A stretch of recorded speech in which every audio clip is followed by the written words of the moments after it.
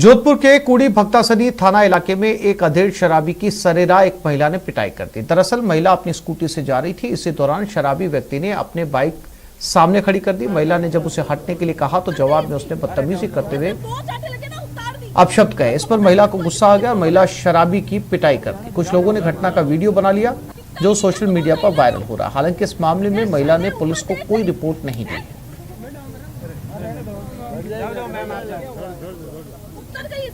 और इसी खबर पर ज्यादा जानकारी के लिए बात करते हैं हमारे जोधपुर संवाददाता रंजन दवे के साथ। रंजन, क्या अपडेट, क्या घटनाक्रम हुआ था सड़क पर?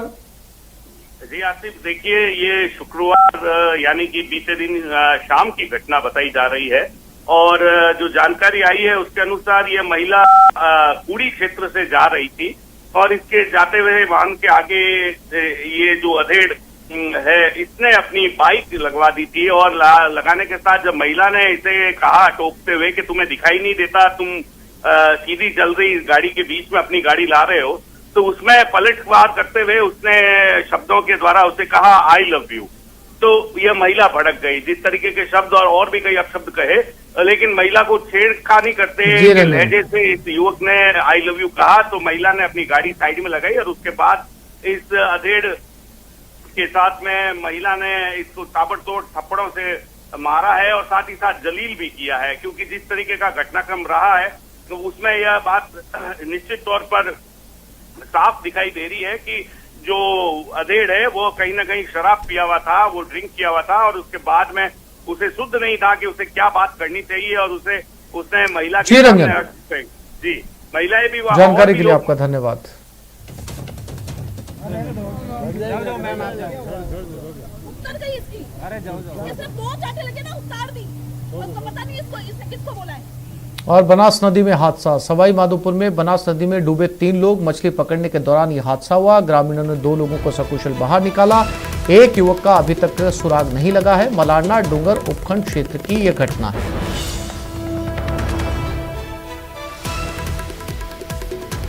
तो सवाई माधोपुर में बनास नदी में यह घटना हुई है।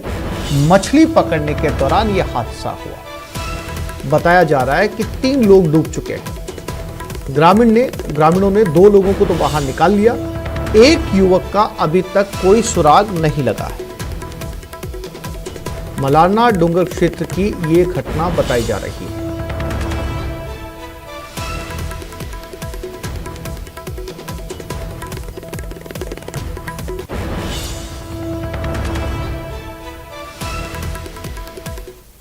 यदि उसके बाद भी यदि कोई सफलता नहीं मिलती है तो हम SDRF वगैरह को भी बुलवा रहे हैं और जो भी जितनी कोशिश हो रही है आज कर रहे हैं। देखते हैं कितने बजे तक क्या। कितने युवक थे साथ में? कितने युवक थे?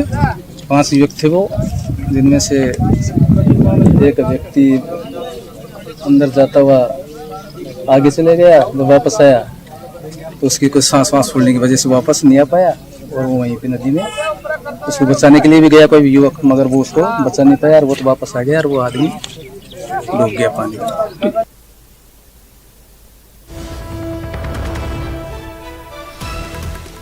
और इसी खबर पर गिरिराज हमारे साथ जुड़ गए। गिरिराज, क्या जानकारी उस तीसरे युवक के बारे में जिसका अब तक पता नहीं लगाया जा सका है?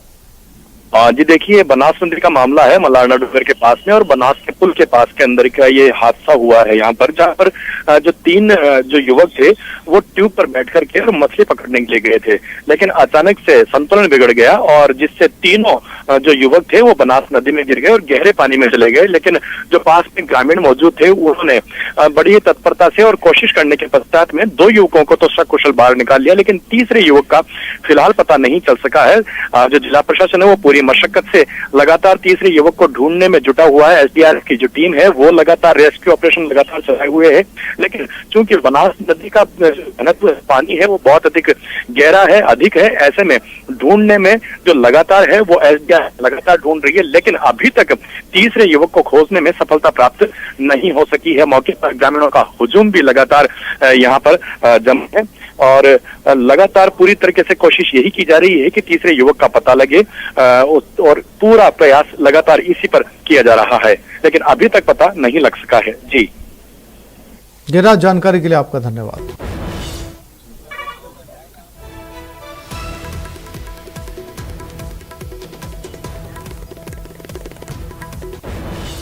राजस्थान के युवा बेरोजगारों का गुजरात में हल्ला बोल। बेरोजगारों को गुजरात पुलिस ने गिरफ्तार किया। गुजरात कांग्रेस दफ्तर के बाहर प्रदर्शन कर रहे थे। उपेंद्र यादव समेत सभी को अहमदाबाद पुलिस ने गिरफ्तार किया है। सुबह से गुजरात कांग्रेस दफ्तर के बाहर ये प्रदर्शन कर रहे थे।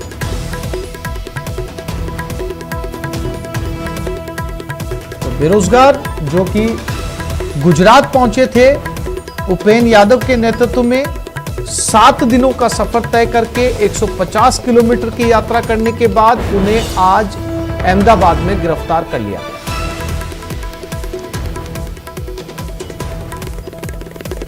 ये तस्वीरें अहमदाबाद की, जहां पर उन्हें इस बस में ले जाया जा रहा है।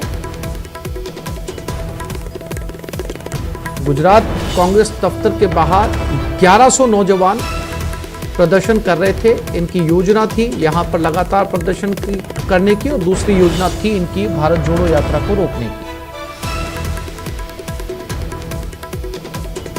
हमने समर्थन दिया था कांग्रेस को, आज हम बाकी मांगों के लिए हम पीछे हटने वाले नहीं। अंतिम सांस से संघर्ष करके भारत जोड़ो यात्रा रोकेंगे। पैर में छाल पड़े, हम बाकी मांगों के लिए हम जाने वाले नहीं है, कोई नहीं जाने वाला। हम अंतिम सांस तक संघर्ष करेंगे। हम बाकी मांगों के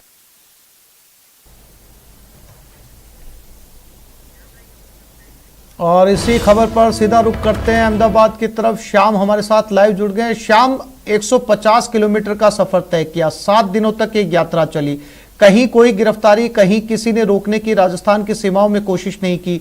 गुजरात जहां पर बीजेपी की सरकार है, वहां पर जाते ही प्रदर्शन करना शुरू ही किया था कि गिरफ्तार हो गए। क्या वजह रही गिरफ्तार होने की?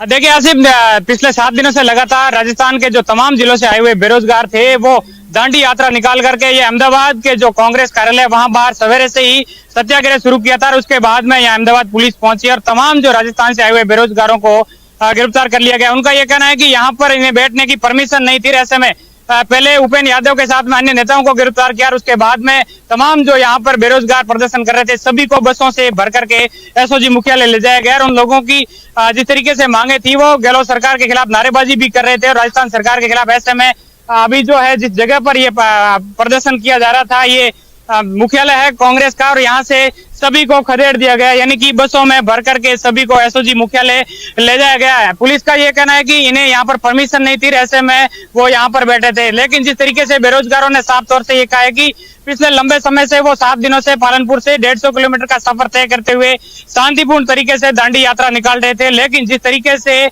जो गुजरात में यहाँ पर आने के बाद उन्हें गिरफ्तार कर लिया गया था, ऐसे में तमाम चीजों को लेकर आसिफ जो बेरोजगार है उनमें आक्रोश है। इसके अलावा जो यहाँ पर अतिरिक्त पुलिस फोर्स है वो भी तैनात कर दी गई है ताकि किसी भी तरीके की जो है अनहोनी घटना नहीं हो सके। लेकिन निश्चित तौर से जो तमाम बेरोजगार थे उन्हें गिरफ्तार करके एसओजी मुख्यालय ले जाया गया। यहाँ के जो पुलिस के जो अधिकारी है उन लोगों ने ये बताया कि यहाँ पर इन्हें बैठने की परमिशन नहीं थी, इसी वजह से उन्हें गिरफ्तार किया गया है। जी आसिफ। श्याम, अब आगे क्या उन्हें वहां से सीधा राजस्थान पैक कर दिया जाएगा या आगे और कानूनी कार्रवाई होगी? क्योंकि 7 दिनों के सफर के बाद में आज तो उन्होंने घेराव शुरू किया था और पहले ही दिन गिरफ्तारी।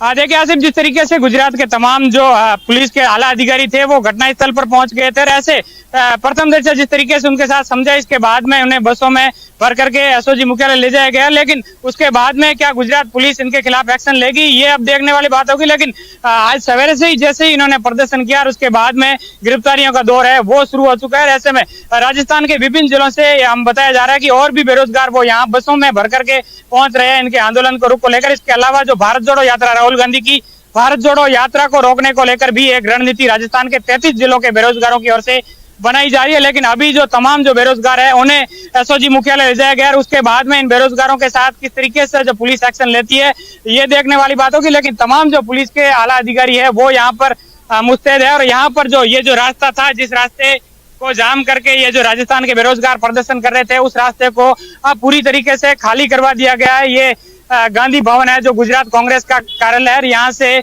सभी को खदेड़ दिया गया है। लेकिन निश्चित तौर से आसिफ, कहीं ना कहीं राजस्थान के जो तमाम बेरोजगार थे उनका गुस्सा है वो देखने को मिल रहा था कि आखिर वो शांतिपूर्ण तरीके से दांडी मार्च निकालते थे, गांधीवादी तरीके से दांडी मार्च निकाल, क्योंकि राजस्थान के मुख्यमंत्री अशोक गहलोत को गांधीवादी कहा जाता है। ऐसे में बेरोजगारों का यह कहना था कि हम गांधीवादी तरीके से अपनी मांगे मनवाने को लेकर प्रयास कर रहे थे। जी श्याम, जानकारी के लिए आपका धन्यवाद।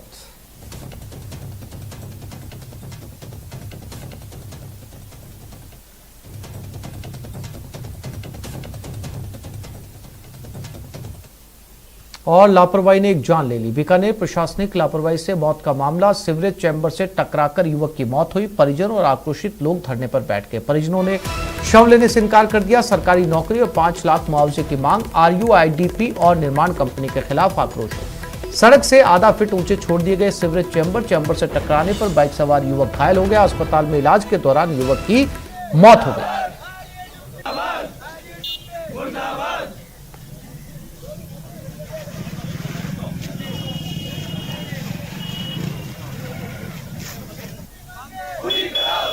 बीकानेर का होना लड़का 20-21 साल की उम्र है।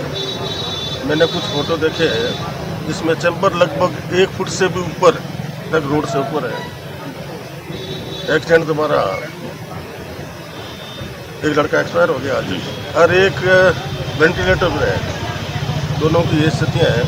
प्रशासन को बार बार कहने के बाद और एक ट्रेंड सा हो गया प्रशासन में और जो प्राइवेट कंपनियों में, जब ऐसी कोई घटना होगी तो हम कैसे करके 2, 5, 7, 10 लाख रुपये देके परिवार पर राजी करेंगे। हम किसी भी सूरत में, हमारी आज की मांग ये है कि सबसे पहले उनको गिरफ्तार करो।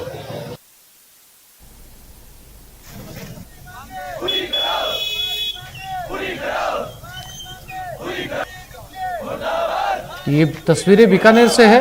बताया जा रहा है कि जो सीवरेज का चैम्बर होता है वो चैम्बर सड़क से कई इंच ऊपर था। युवक वहां से निकला और उसकी मौत हो गई।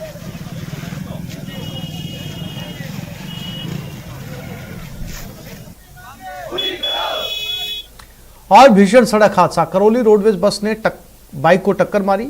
बाइक सवार महिला की मौके पर मौत हो गई। मौके पर पहुंची कोतवाली पुलिस लोगों से बस चालक के खिलाफ लोग कार्रवाई की मांग कर रहे हैं। कोतवाली पुलिस समझाइश की कोशिशों में जुटी है। हाथी घाटा क्षेत्र की यह घटना है।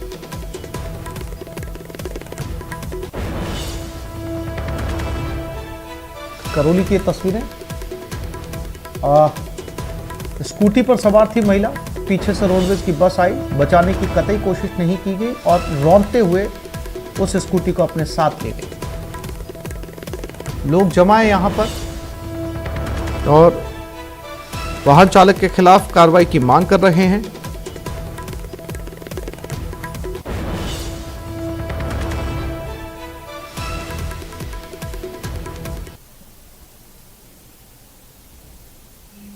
और अजमेर खाई में गिरी बस। हादसे में 9 लोग घायल हुए। घायलों को ब्यावर भेजा गया। NH 8 पर पीपलाज टोल के पास की घटना है। चालक की लापरवाही से यह हादसा हुआ है।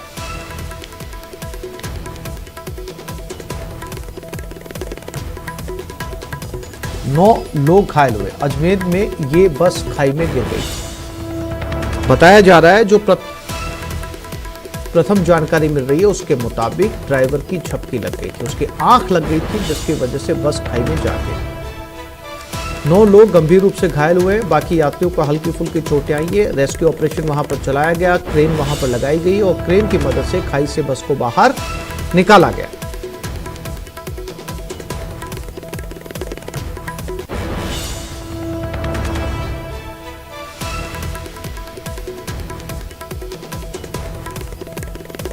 और चाकसू में बेकाबू कार डिवाइडर से टकराकर पलट गई। सड़क हादसे में चालक समेत 5 लोग घायल हुए। घायलों को अस्पताल में भर्ती करवाया गया है। गंभीर हालत में चालक को जयपुर रेफर किया गया। नींद की झपकी आने से हादसा होने की बात सामने आ रही है। NH 52 स्थित रामपुरा नाले के पास की यह घटना बताई जा रही है।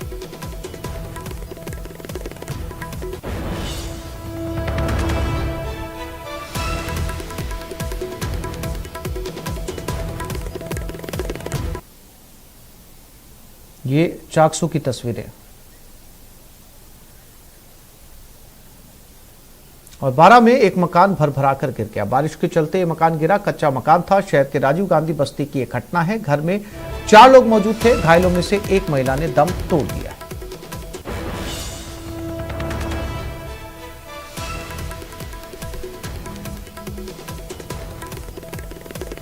बारिश के चलते ये मकान यहां पर गिरा है।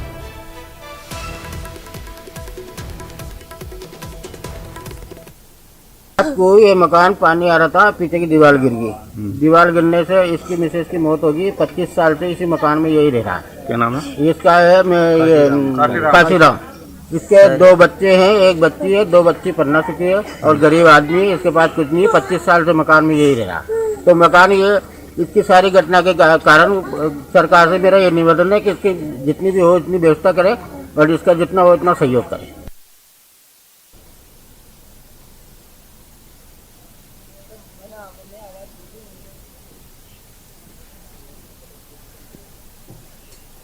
और जयपुर में इन्वेस्ट राजस्थान में एमएसएमई कॉन्क्लेव का आयोजन। उद्योग मंत्री शकुंतला रावत कॉन्क्लेव में पहुंची। मुख्य सचिव उषा शर्मा, एसीएस उद्योग वेणु गुप्ता, उद्योग आयुक्त महेंद्र पारेख, लघु उद्योग निगम चेयरमैन राजीव अरोड़ा कॉन्क्लेव में शामिल हुए हैं। देश के कई उद्यमी और विशेषज्ञ भी कॉन्क्लेव में मौजूद हैं। सीएम अशोक गहलोत समापन समारोह में शामिल होने के लिए कुछ ही देर के अंदर पहुंचेंगे।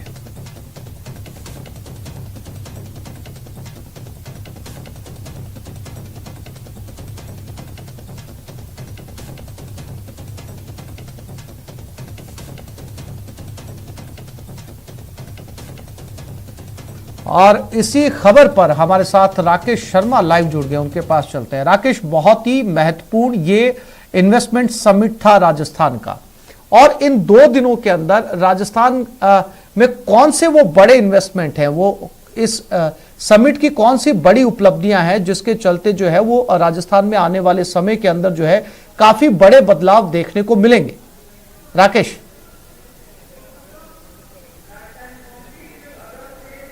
बिल्कुल, देखिए आसिफ, जिस तरीके से राजस्थान सरकार ने राजस्थान के उद्योग की दशा और दिशा को बदलने के लिए इन्वेस्ट राजस्थान जो ये समिट का आयोजन किया है, कल पहले दिन इसमें देश और दुनिया के बड़े उद्योगपति यहाँ पर आए थे। अडानी ग्रुप के चेयरमैन गौतम अडानी यहाँ पर पहुँचे थे। टाटा ग्रुप यानी बड़ी बड़ी जो अंतर्राष्ट्रीय कंपनियाँ हैं उनके बड़े अधिकारी यहाँ पर पहुँचे थे और उन्होंने जिस तरह का रुझान जब मुख्यमंत्री की उपस्थिति में दिखाया था, निश्चित तौर पर राजस्थान के लिए वो एक सकारात्मक संकेत है। राजस्थान सरकार का मानना है कि लगभग 11 लाख करोड़ के MOU और LOI इस जो कॉन्क्लेव के जरिए वो राजस्थान में लेकर के आएंगे। यानी यहाँ पर उद्योग जो है वो नई दिशा से, नए सिरे से और नए उद्योगों की स्थापना जो है होगी। क्योंकि जो वेदांता ग्रुप के चेयरमैन हैं अनिल अग्रवाल, उन्होंने भी कहा था कि जो माइक्रोचिप जिस तरीके से चाहे टीवी हो, कंप्यूटर हो, लैपटॉप हो, उनमें जो माइक्रोचिप बनाने का काम है उसकी इकाइयाँ भी राजस्थान में जल्द ही शुरू की जा सकती हैं। चूँकि उनसे जो सस्ते जो इलेक्ट्रॉनिक उपकरण हैं उनका निर्माण हो सकेगा। तो इसी दिशा में चूंकि सभी जितने भी निवेशक यहाँ आए थे उन्होंने बहुत ही सकारात्मक रुझान यहाँ पर दर्शाया था। आज इस कॉन्क्लेव का दूसरा दिन है और आज MSME जो एक सेक्टर है राजस्थान का सबसे बड़ा सेक्टर है, उस सेक्टर को लेकर के यहाँ पर चर्चा की जा रही है। अभी हम आपको दिखाते हैं कि जो मुख्य सचिव उषा शर्मा हैं वो यहाँ पर इस कॉन्क्लेव MSME कॉन्क्लेव को संबोधित कर रही हैं। इससे पहले यहाँ पर महेंद्र पारेख उद्योग आयुक्त है, उन्होंने कहा था जो मंत्री हैं वो यहाँ पर पहुँच चुकी हैं, शकुंतला रावत। और अभी भी हम आपको दिखाना चाहेंगे कि इसमें बड़े बड़े जो अभी भी उद्योगपति हैं और जो उद्योगों को नई दिशा देने वाले हैं वो यहाँ पर मौजूद हैं। इस कार्यक्रम में जो खास तौर पर ओपन हाउस डिस्कशन होगा, पैनल डिस्कशन होगा। पैनल डिस्कशन में कुणाल सूद नेशनल सेक्टर के लीडर हैं, रोहित शाबू CEO नेशनल इंजीनियरिंग इंडस्ट्रीज के हैं। इसके अलावा S रमन CMD सिडबी भी यहाँ पर मौजूद हैं। आदिल जैनुल भाई जो क्वालिटी काउंसिल ऑफ इंडिया के हैं वो भी इस कार्यक्रम में यहाँ पर मौजूद हैं। तो जो अभी थीम एड्रेस पर जो चीफ सेक्रेटरी यहाँ पर संबोधित कर रही है, निश्चित तौर पर राजस्थान में किस तरह के उद्योग में निवेश की संभावनाएं हैं, किस तरह का यहाँ पर माहौल है, इन तमाम चीज़ों से उद्यमियों को अवगत कराया जा रहा है। आज दूसरे दिन जो thinking smart sharing success stories पर भी एक ओपन हाउस डिस्कशन होगा, जिसमें सभी जो सक्सेस बिजनेसमैन हैं या उनको रास्ता दिखाने वाले वो जो अनुभवी लोग हैं वो यहाँ पर अपनी सफलता के जो मूल मंत्र हैं वो लोगों को देंगे। ये जो ओपन हाउस में जो अभिनव बठिया एमडी हैं मनु मंत्रालय प्राइवेट कंपनी के, इसके अलावा Deep Kapuria chairman hitech group के हैं, Sameer Gupta CMD Jackson group के हैं, M Ponnuchamy CMD Pon pure chemicals group के हैं। ये सभी इसमें शामिल हैं। निश्चित तौर पर जो राजस्थान में जो नए उद्यमी हैं, जो उद्योग व्यापार शुरू करना चाहते हैं, उनके लिए भी कॉन्क्लेव काफ़ी महत्वपूर्ण है, क्योंकि यहाँ पर जिस तरह की जो अंतर्राष्ट्रीय हस्तियाँ शामिल हुई हैं, चाहे उद्योग एवं व्यापार जगत की हो या उद्योग एवं व्यापार जगत को नई दिशा और दशा देने वाले लोग हों, वो यहाँ पर मौजूद हैं। तो आज जब इसका समापन समारोह होगा तब मुख्यमंत्री यहाँ पर पहुँचेंगे, राजस्थान सरकार के कई कैबिनेट मंत्री भी यहाँ पर पहुँचेंगे।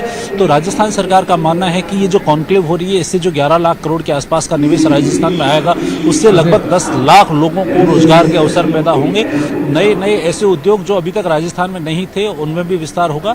सबसे बड़ा जो विस्तार होगा वो ऊर्जा क्षेत्र में अभी तक लोगों का रुझान सामने आया, क्योंकि थार रेगिस्तान में बहुत बड़े पैमाने पर ऊर्जा क्षेत्र में सोलर ऊर्जा हो या रिन्यूएबल एनर्जी हो, इन सभी क्षेत्रों में निवेश को लेकर के अंतर्राष्ट्रीय जो कंपनियां हैं उन्होंने बेहद दिलचस्पी दिखाई है।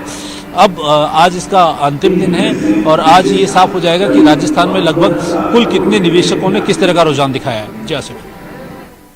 बिल्कुल। और अगर इस 11 लाख करोड़ के इन्वेस्टमेंट की बात करें, जैसा कि राकेश आप बता रहे हैं कि बहुत सारी ऐसी नई चीजें राजस्थान में इस इन्वेस्टमेंट से देखने को मिलेंगी, साथ ही साथ लाखों का रोजगार भी जो है वो पनपेगा।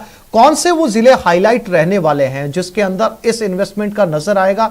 क्योंकि राकेश, ऐसे बहुत सारे राजस्थान के अंदर पिछड़े हुए जिले हैं जिनका विकास जो है इसी इन्वेस्टमेंट के आधार पर हो सकता है।